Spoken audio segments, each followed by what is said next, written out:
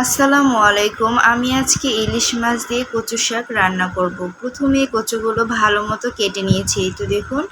তারপর কচু শাকগুলো ধুয়ে কড়াইয়ে তুলে দিব। কড়াইয়ে তুলে দিয়ে একটু সামান্য পরিমাণে লবণ দিয়ে দিব।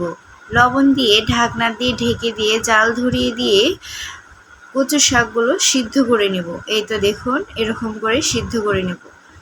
সিদ্ধ করে ভালো করে মিহিন করে নিতে হবে কচু শাকটুকু।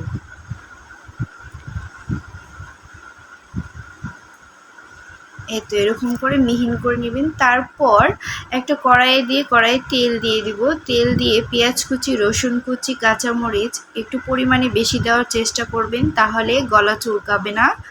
এই তো এরকম করে ভালো করে নেড়ে চেড়ে দিবেন। নেড়ে চেড়ে তো এরকম হয়ে আসলে ইলিশ মাছটুকু দিয়ে দিব। সামান্য পরিমাণে লবণ দিয়ে দিব, কারণ আগে আমরা কচু শাকে দিয়ে নিয়েছি। তারপর হলুদের গুঁড়ো দিয়ে দিব 2-1.5 চামচ, জিরা দিয়ে দিব,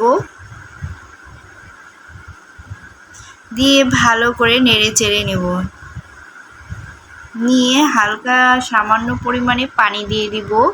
পানি দিয়ে ইলিশ মাছটুকু কষিয়ে নেব।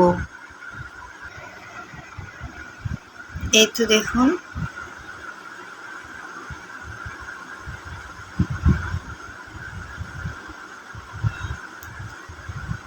কিন্তু কষানো হয়ে গেলে তারপর মাছ ভাঙা ভাঙা করে দিব।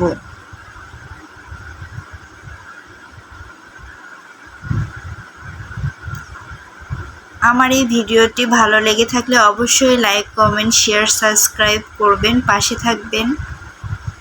এই তো দেখুন, এরকম ভাঙা ভাঙা করে নিয়ে তারপর কচুটুকু দিয়ে দিব। এই তো দেখুন, কচুটুকু দিয়ে ভালো করে নেড়ে চেড়ে ভেজে নিব।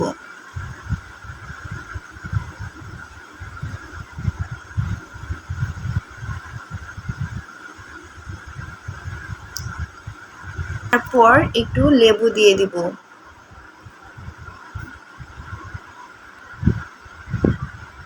আবার ভালো করে নেড়ে চেড়ে নামিয়ে নিলেই হয়ে যাবে আমাদের ইলিশ মাছ দিয়ে কচু শাক।